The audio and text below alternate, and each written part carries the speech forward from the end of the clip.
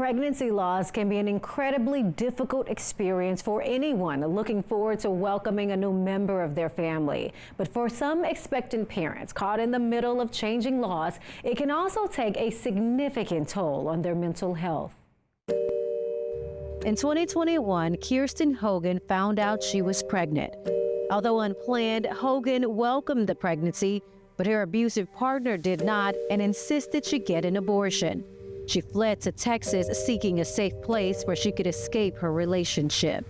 I completely relocated and changed my life to come here, hoping that I would be surrounded by supportive people.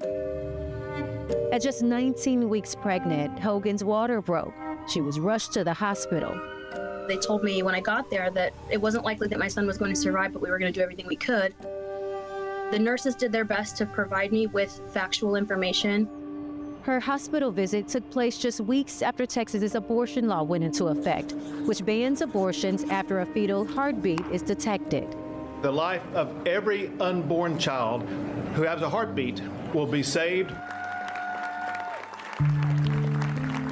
Hospital staff told Hogan she had to stay on bed rest. She was told if she tried to leave the hospital, this could be used as evidence she was trying to kill her baby. I was held there for 5 days to wait for the inevitable death of my son or birth or my inevitable, death or sickness like sepsis. And the whole thing was extremely traumatic. Hogan delivered her son stillborn. The experience took a heavy toll on Hogan and her mental state. I'll be honest, I immediately had to ask my friends to hold my firearms, and I immediately sought professional help because I don't think I would have survived that otherwise. Research has shown that up to 55% of women who experience a pregnancy loss have symptoms of depression, and up to 27% experience perinatal grief.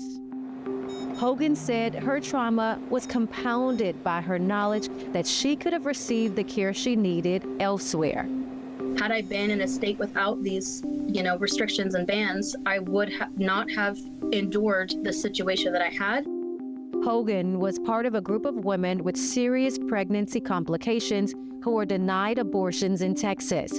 They sued the state last year, seeking more specific guidelines on exceptions to the state's abortion ban. The Texas Supreme Court ruled against the plaintiffs in May, saying the medical exceptions in the law were broad enough. Texas law allows doctors to exercise their reasonable medical judgment when they are treating a pregnant patient who has a condition that presents a threat to her life or a threat of substantial risk of impairment of a major bodily function. My name is Amy O'Donnell. For those Amy O'Donnell, with Texas Alliance for Life, an anti-abortion group, acknowledges that some of the plaintiffs in the lawsuit should have received better care. We do believe that when a doctor needs to intervene to save a woman's life, that protection does need to be in place. But O'Donnell defends the law as it stands. Despite what they're saying that the laws are confusing or that women are being harmed, the law is very clear. Regardless of politics, one thing remains clear: the importance of taking care of one's mental health when navigating these complicated situations. I'm here today making sure that I am advocating for women to have a support group and to have a plan in place just in case something like that happens, because you never know what mental state you'll be in when trauma knocks at your front door. As Kirsten said, a good support system can be vital when facing traumatic life events. This can include a family member, friend, or mental health professional. In the studio, I'm Dr. Nicole Clark, looking out for your mental health.